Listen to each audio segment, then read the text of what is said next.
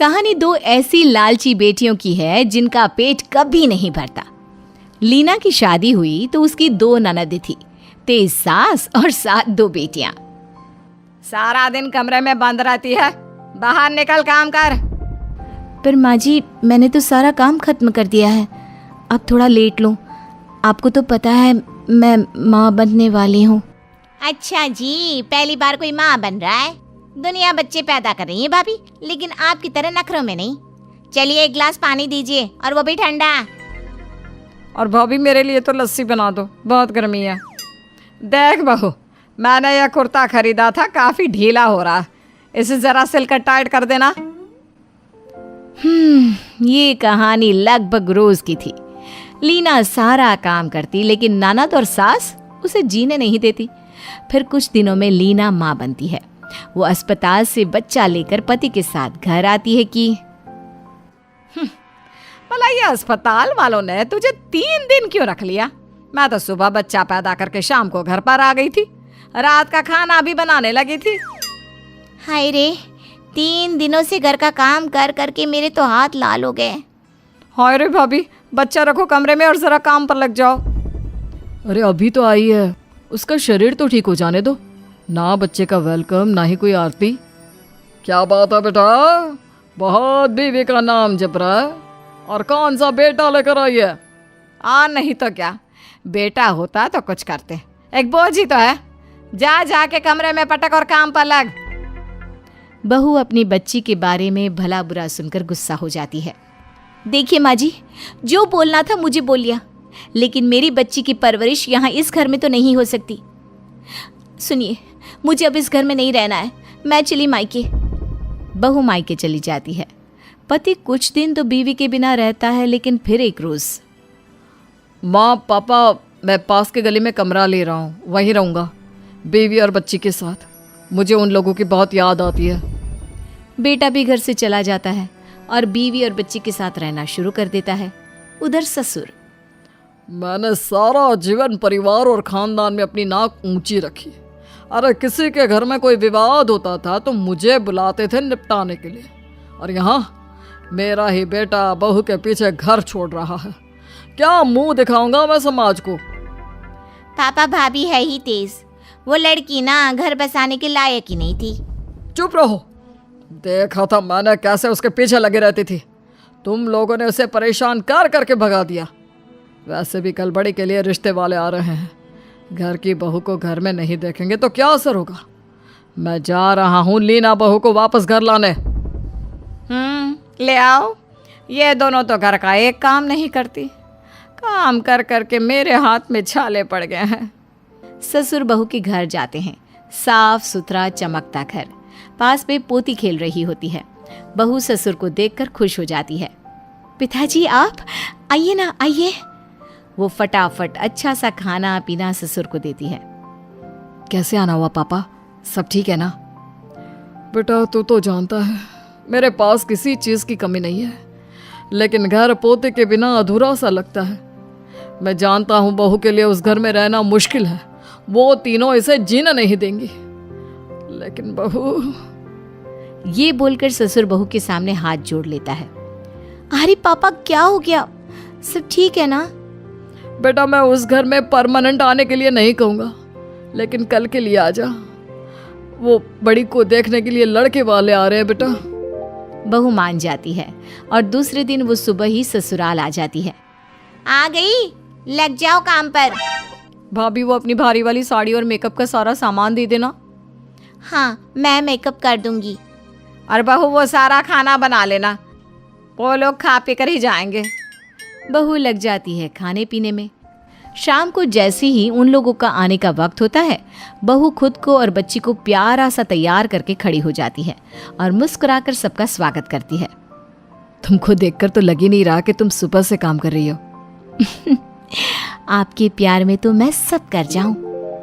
भाई भाभी को खुश देखकर छोटी वाली, क्या बात है, रोमांस खत्म हो गया है तो देख लो मेहमानों को। भाभी फिर लग जाती है काम पर और वहीं शादी की सारी बात हो जाती है। सब चले जाते हैं और पूरा परिवार साथ बैठता है। तो बहू तू ही समझदार है, बता क्या लगता है, कर दे शादी? कैसी बात कर रहे हो पापा, बिल्कुल कर दो। देखो कैसे उस लड़के ने मुझे देखते ही हाँ कर दी। कितना हैंडसम लड़का था और कितनी जमीन है उन लोगों की गांव में। नहीं तो क्या, बहू से क्या पूछना। नहीं बेटा, बहू की राय जरूरी है। बोलो बेटा। पापा जी, दीदी को रिश्ता पसंद है तो क्या हो सकता है। वैसे लड़का काम के नाम पर तो कुछ नहीं करता और ज़मीन भी गांव में है। ज़मीन बेचकर कितना खा लेगा। थोड़ा पैसों का घमंड भी दिख रहा था। दीदी की शादी किसी ऐसे लड़के से करे जो कमाता हो।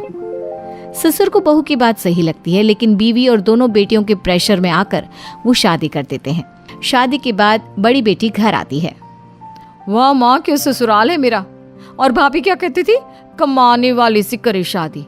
माँ विदेश जा रही हूँ मैं हनीमून में।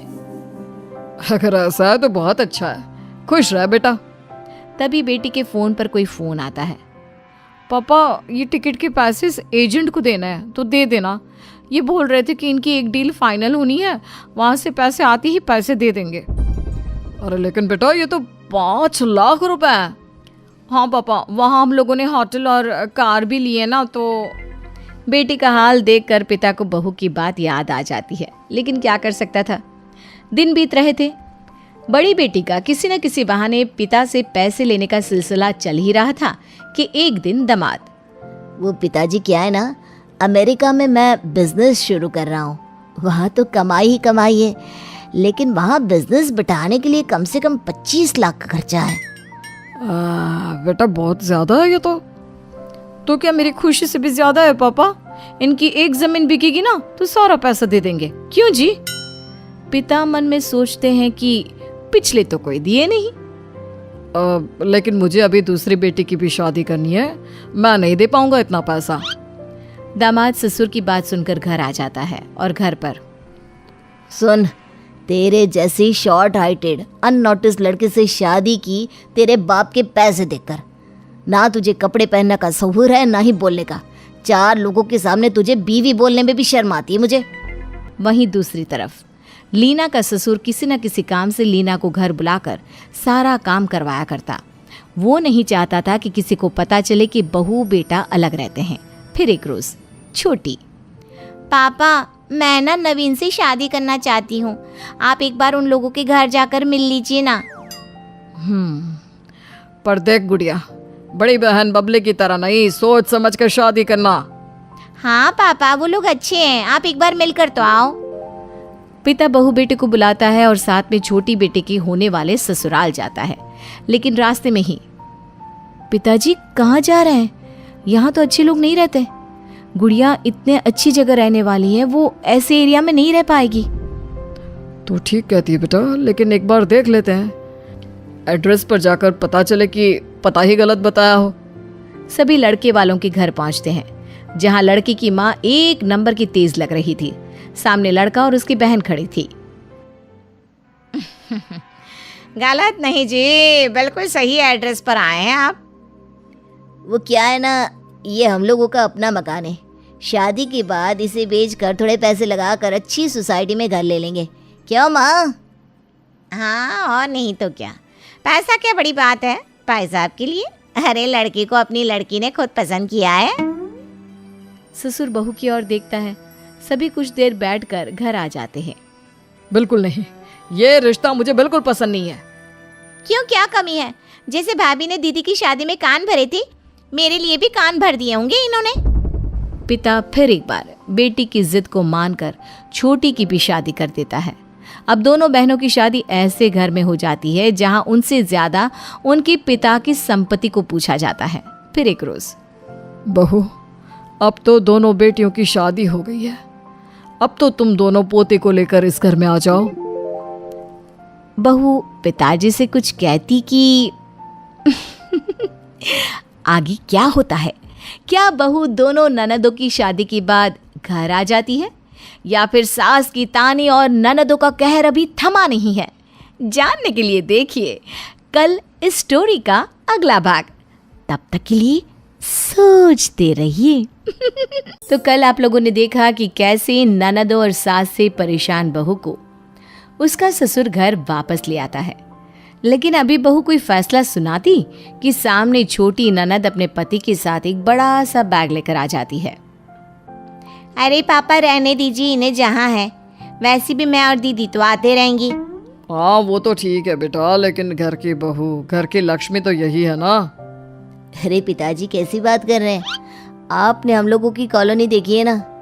अब गुड़िया का ना वहाँ मन नहीं लग रहा तो जिद करने लगी पापा के घर चलो, तो अब कुछ दिन तो हम यहीं रहेंगे। हाँ हाँ जमाई जी, क्यों नहीं, इतना बड़ा मकान है किस लिए फिर हैं? मकान बहू बेटे के लिए है, ना कि बेटी दामाद के लिए। देखो गुड़िया, तुम्हारी लव मैरिज थी और इन लोगों ने तो कहा था कि ये लोग घर बदल लेंगे। हाँ हाँ ससुर जी वो क्या है ना, हम 20 साल से रह रहे हैं वहाँ, हमें तो कोई दिक्कत नहीं।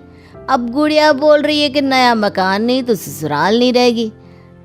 ससुर जी अब यहीं रख लीजिए हमें। क्या? या भैया पैसे दे दे नया मकान लेने के लिए। अरे कैसी बात कर रही हो? इन लोगों ने कहा था कि वो मकान बेचकर नया मकान लेंगे। भाभी किराए का मकान है, अब किसी और की प्रॉपर्टी हम कैसे बेच सकते हैं? तो तुम लोगों ने झूठ बोला था? भैया कैसी बात कर रहे हो, ये मेरे पति हैं। तभी दूसरी बहन भी आ जाती है। पिताजी मुझे आपसे बात करनी है। अब आप ये बताइए कि आप मेरे पति को 25 लाख दे रहे हैं विदेश में बिजनेस जमाने के लिए, या फिर मैं बोरिया बिस्तरा लेकर यहाँ आ जाऊँ रहने? हाय रे 25 लाख और? पापा दीदी को इतना पैसा देते रहोगे? अरे मुझे भी नया घर खरीदने के लिए पैसे चाहिए ना, मुझे नहीं दे रहे। अरे मुझे तो देंगे ना, तेरी तरह लव मैरिज नहीं की थी मैंने।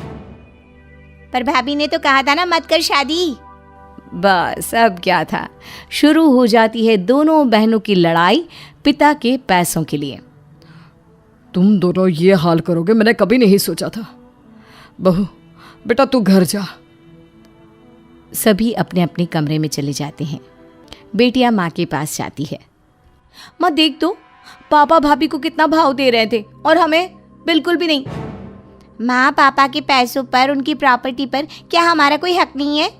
माँ हम परेशान हैं, गलियों के छोटे से घर में रहने के लिए पैदा किया था क्या?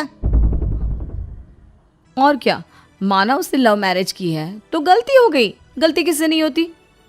माँ तुमने और पापा ने हम दोनों को कितने प्यार से बड़ा किया, लेकिन देख आज कौन कर रहा है? भाभी। और नहीं तो क्या, तुझसे अलग रह रही है। तुम नौकर के हाथ का खाना खाती हो और वो मजे से भाई के साथ अकेले ऐश करती है। हमें तो माँ सास ससुर को भी देखना है। और क्या, उन लोगों का खाना बनाना, खाना खिलाना, पैर दबाना। लेकिन भाभी अलग भी रह रही है और समाज में अच्छी भी बनी है। माँ के दोनों बहनें खूब कान भरती है।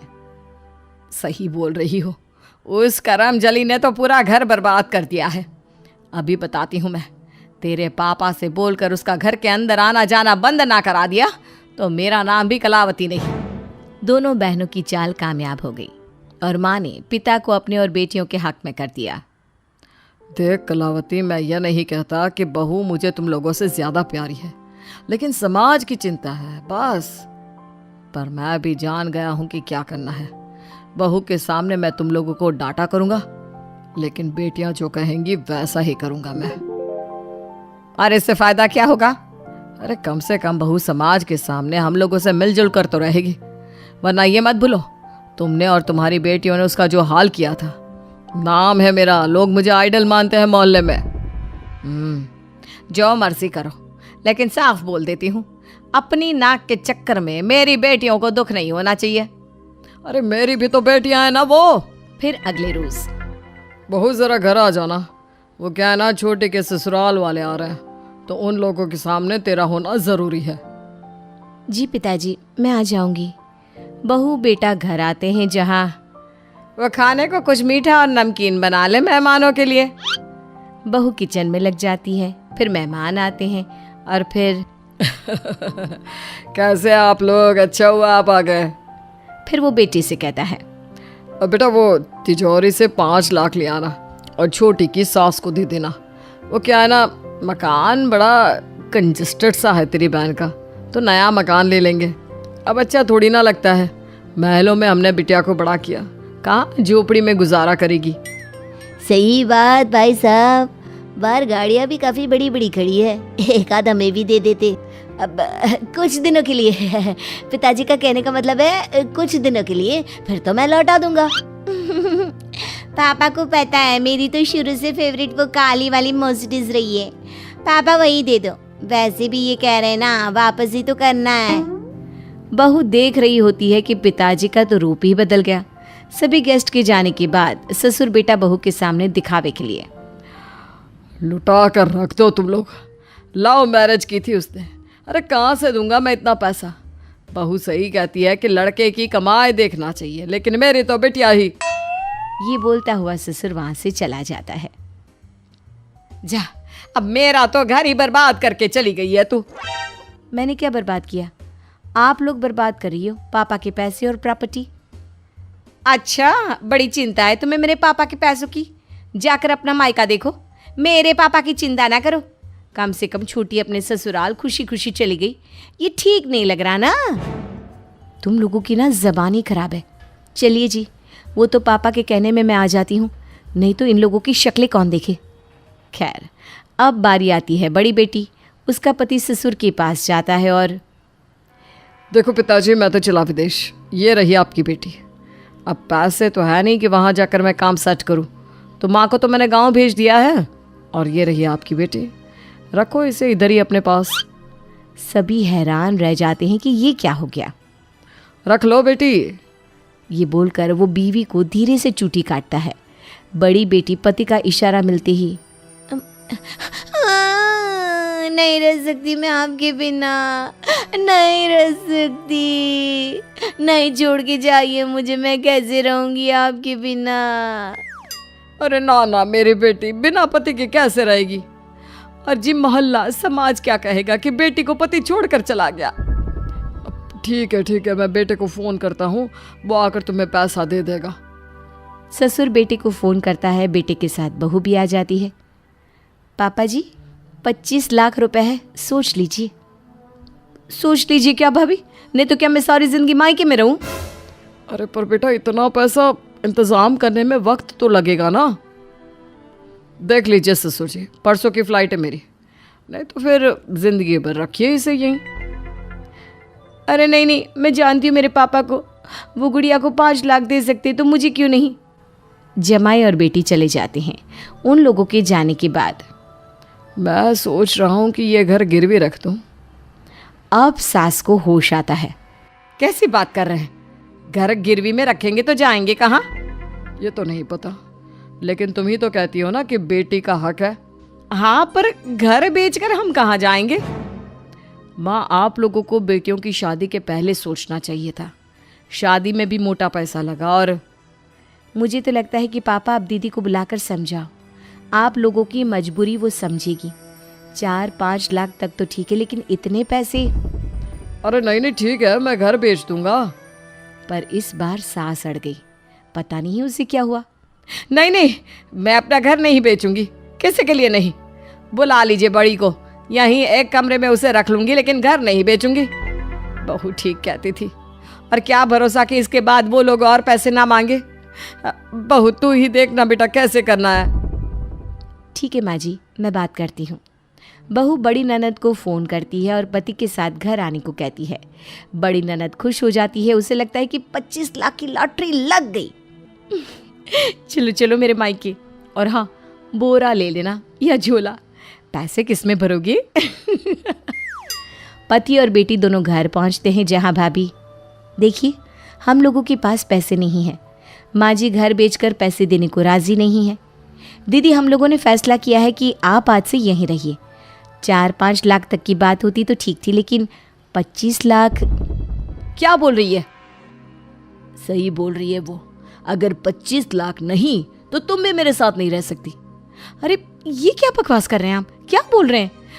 कैसे बोल रहे हैं? नहीं, मैं आपके बिना नहीं रह सकती। ये तो प्लान था ना पापा से पैसे निकलवाने का। क्या प्लान? वाह, घर की बेटी होकर तुम मायके को ही लूट रही है। हाँ, ये तुम्हारी नहीं, इस भाभी की बोली है माँ।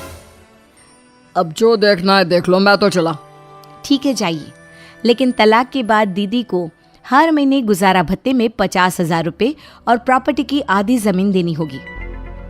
दामाद कुछ सोचता है और फिर अब अच्छा ठीक है, चलो फिर 5 लाख ही दे दो। नहीं, कुछ नहीं, 1 फूटी कौड़ी नहीं मिलेगी, निकलो यहाँ से। दोनों चले जाते हैं। उन लोगों के जाने के बाद, अच्छा माँ जी, मैं चलती हूँ। नहीं बहू, तू कहीं नहीं जाएगी। मेरी पोती, बेटा और बहू यहीं रहेंगे मेरे साथ। मुझे माफ कर दे बहू।